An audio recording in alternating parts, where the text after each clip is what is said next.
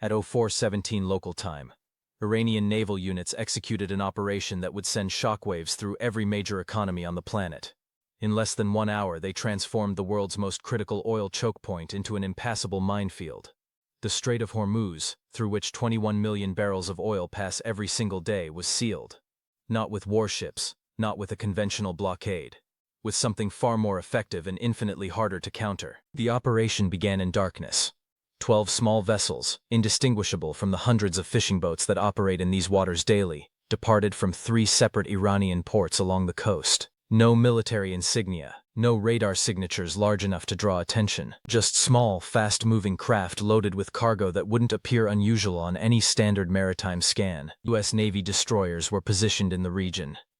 The USS Nitze was stationed 40 kilometers to the east, outside the strait itself.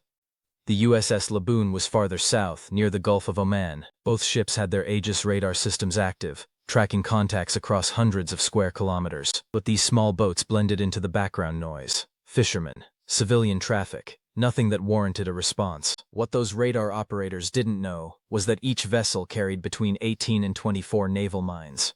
Not old contact mines from World War II. These were modern influence mines, designed to sit on the seabed between 50 and 80 meters below the surface, armed with pressure sensors, magnetic detectors, and acoustic triggers. Based on Soviet-era designs but upgraded with contemporary electronics, these weapons could distinguish between a large commercial tanker and a smaller patrol boat, and they were nearly impossible to detect once deployed. The Iranian crews worked fast. Each boat followed a precise GPS route, dropping mines at predetermined coordinates calculated months in advance. The devices were released overboard one by one, sinking silently to the ocean floor. No explosions, no signals, just steady, methodical deployment across the narrowest section of the strait where shipping lanes converge into a corridor barely 33 kilometers wide. 58 minutes after the first mine touched the seabed, the operation was complete. Over 200 mines now sat in a distributed pattern across the main transit route. The Iranian boats dispersed, engines running quiet, blending back into maritime traffic as if nothing had happened. By the time the sun rose 2 hours later, they were back in port. The Strait of Hormuz looked exactly the same, but everything had changed. The first indication came from a Maersk tanker scheduled to transit the strait at 06:30. The captain received an urgent message from Iranian maritime authorities, broadcast on open channels and repeated in English, Arabic, and Farsi. The waterway was closed. All commercial traffic was advised to hold position or divert. No explanation, no timeline for reopening, just a flat, unambiguous instruction: do not enter. Within minutes, the message reached shipping companies, port authorities, and energy ministries worldwide. At 07:12, Brent crude oil futures spiked 11% in early trading. By 09, the increase had reached 18%. Panic spread through commodity markets. Refineries in Japan, South Korea, and India went into emergency protocol. Strategic reserves were assessed. Alternative supply routes were calculated. But the numbers were clear. There was no replacement for 21 million barrels per day. In Washington, the Pentagon convened an emergency meeting. Satellite imagery confirmed Iranian broadcasts, small vessel traffic in the early morning hours, routes consistent with a mining operation, no visual confirmation of the mines themselves, which was expected. These weapons were designed to be invisible until activated. The immediate question was, how fast can we clear it? The answer was not encouraging. The U.S. Navy maintains mine countermeasure groups specifically for this scenario. Avenger-class ships equipped with sonar, remotely operated vehicles, and specialized crews trained to locate and neutralize underwater mines. But these vessels were not in the region. The nearest MCM group was stationed near Bahrain, over 600 kilometers away. Getting them to the Strait of Hormuz would take 18 hours. Even after arrival, the real work would begin. Modern influence mines don't float. They don't emit signals. They sit dormant on the ocean floor, waiting. The only way to locate them is to conduct a slow, methodical sonar sweep of the entire seabed, using towed arrays and underwater drones. Each square kilometer takes approximately 4 to 6 hours to scan thoroughly. The mine section covered an estimated 80 square kilometers. The math was brutal. Even with multiple ships working in parallel, clearing the entire field would take between 10 and 14 days. And that assumed no interference, perfect weather, and no additional mines being laid during clearance. But this was not a static problem. Iran had demonstrated it could seed the strait in under an hour. If they chose to add more mines each night, the U.S. would be playing an unwinnable game, clearing during the day, New deployments at night, an endless cycle that would keep the waterway closed indefinitely. At the White House, senior advisors presented three options. Option 1. Launch immediate airstrikes on Iranian naval facilities to prevent further mining operations. Aggressive, but it carried significant risk. Striking Iranian territory would almost certainly trigger a broader conflict, including potential attacks on U.S. bases, allied nations, and energy infrastructure of Saudi Arabia and the UAE. Option 2. Negotiate. Open diplomatic channels and attempt to reach an agreement allowing Iran to remove the mines in exchange for concessions. But this would signal weakness, and there was no guarantee Iran would comply. It would set a precedent that closing the Strait of Hormuz was a viable bargaining chip. Option 3. Force the issue. Send warships through the minefield, accepting losses, and establish a military corridor for commercial traffic. But no one was prepared to order sailors into a known minefield.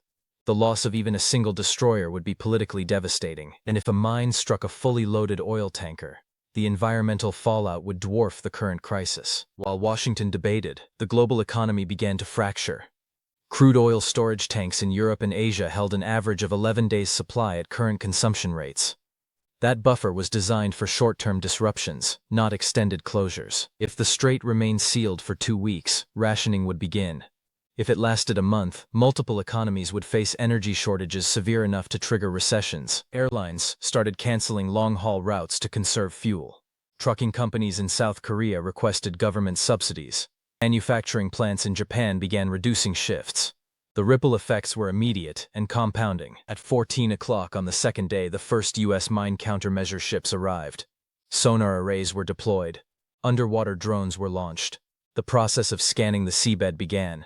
Within 3 hours, the first mine was located. It sat 62 meters below the surface, exactly where the Iranians said it would be.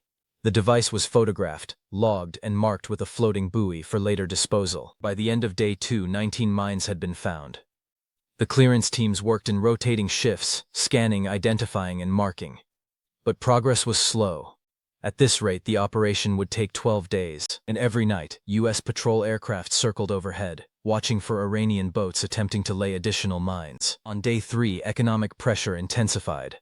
Oil prices had stabilized at 22% above pre-closure levels, but only because strategic reserves were being released. The International Energy Agency coordinated the largest emergency drawdown in history, releasing 60 million barrels from member nations' stockpiles. It was a stopgap measure, buying time, but not solving the underlying problem. Behind closed doors, European leaders began reaching out to Tehran through unofficial channels.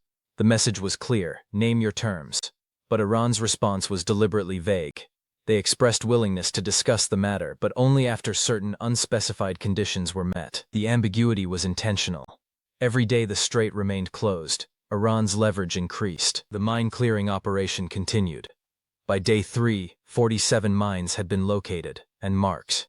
Disposal teams were now working alongside search crews, using remotely operated vehicles to attach small explosive charges to each mine. The charges would be detonated in controlled sequences, destroying the mines without triggering a chain reaction. The U.S. Navy calculated that at the current pace, the strait could be declared safe for limited commercial traffic by day 11.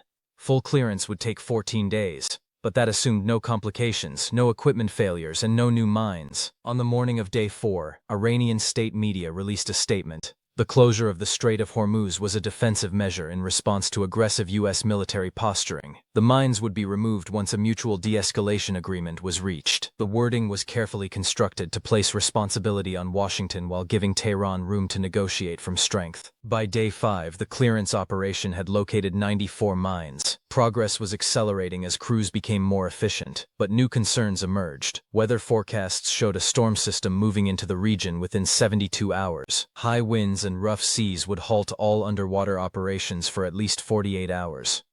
The timeline was slipping again, and then, on the night of day 5, something changed.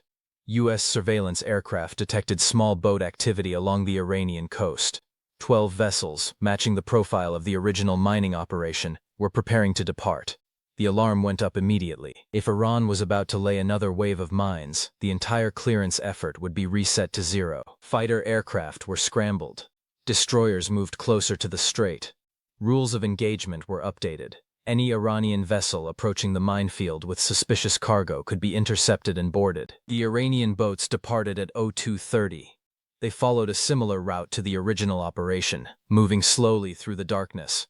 U.S. aircraft tracked them with infrared sensors. Warships positioned themselves to intercept. The tension was extreme, but as the boats neared the edge of the minefield, they stopped. They held position for 20 minutes, engines idling, and then turned back toward the coast. No mines were deployed, no confrontation occurred. It appeared to be a probe, a test of U.S. response times and resolve. Whatever the intent, the message was clear. Iran could reseed the minefield whenever they chose. The U.S. could clear mines during the day, but Iran controlled the night. And as long as that dynamic held, the Strait of Hormuz would remain closed. The global economy would remain in crisis, and Washington would remain in search of an exit strategy that didn't exist. 58 minutes to close the world's most critical energy choke point, 5 days and counting to reopen it, and every night the cycle threatened to reset.